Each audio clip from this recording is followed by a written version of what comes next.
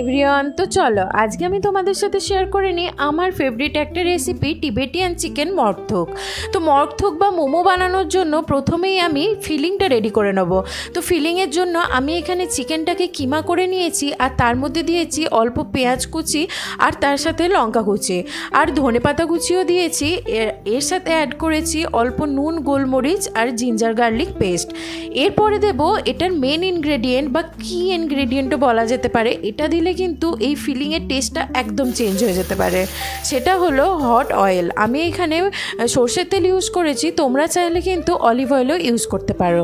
তো এরপরে আমি ডাম্পলিংসগুলোকে বানিয়ে নিয়েছি। এরপর কড়াইতে তেল দিয়ে অল্প পরিমাণে আদা রসুন কুচি দিয়ে দিয়েছি আর তার সাথে ডাম্পলিংসের যে ফিলিংটা বেঁচেছিল ওটাও একটু দিয়ে দিয়েছি। ওটা ভালোভাবে নাড়ানো হয়ে গেলে এরপরে আমি জল দিয়েছি বেশ খানিকটা পরিমাণ, আর অবশ্যই একটু সয়া সস আর নুনও অ্যাড করেছি।